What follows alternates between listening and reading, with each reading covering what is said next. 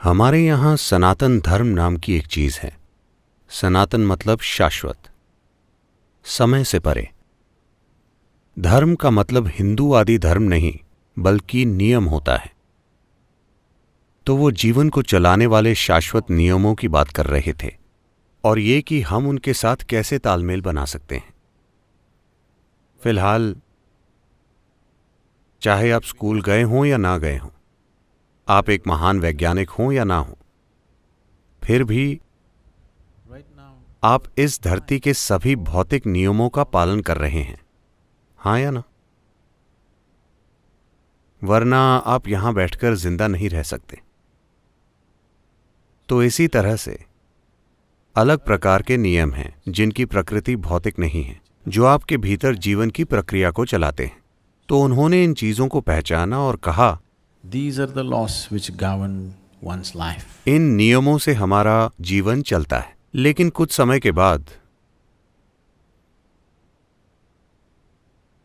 वो उत्साह से भरपूर इंसान जो पीढ़ी दर पीढ़ी पैदा हुए, इसमें अपनी चीजें जोड़ते चले गए According to the necessity of the day.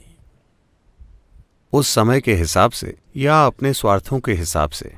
अलग अलग तरीकों से ऐसा हुआ और लोगों ने कई चीजें जोड़ी, लेकिन मूल रूप से सनातन धर्म बस यही है। उन्होंने इन चीजों को पहचाना कि एक इंसान स्थिर नहीं रह सकता,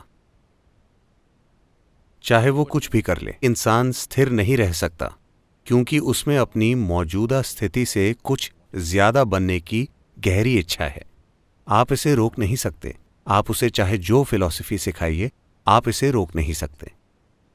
वो जो भी है, वो अपनी मौजूदा स्थिति से कुछ ज्यादा बनना चाहता है। अगर वो थोड़ा ज्यादा हो जाए तो वो कुछ ज्यादा खोजेगा और फिर कुछ और ज्यादा। तो अगर आप इस पर ध्यान दें तो हर इंसान अचेतन रूप से असीम विस्तार की इच्छा रखता है। तो हर इंसान अचेतन तरीके से असीम प्रकृति या अनंत संभावना की खोज कर रहा है। या दूसरे शब्दों में कहें तो हर इंसान को जानबूझकर या अनजाने में सीमाओं से एलर्जी है। जब आप उसके अस्तित्व को खतरे में डालते हैं तो उसकी आत्म सुरक्षा की सहज भावना उसके लिए आत्मरक्षा की दीवारें खड़ी कर देंगी। किसी बाहरी खतरे के ना होने पर आत्मरक्षा की उन्हीं दीवारों को वो तुरंत ही आत्मकैद की दीवारों की तरह अनुभव करने लगता है। तो उन्होंने इसे पहचाना और कहा, हर इंसान असीम की चाहत रखता है।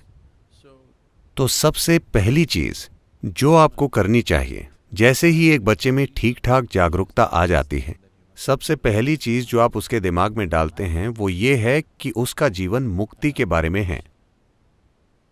बाकी सभी चीजें दूसरे नंबर पर हैं, क्योंकि आप वाकई सिर्फ एक इच्छा रखते हैं, असीम विस्तार की इच्छा। आपके अंदर कुछ ऐसा है जिसे सीमाएं पसंद नहीं हैं।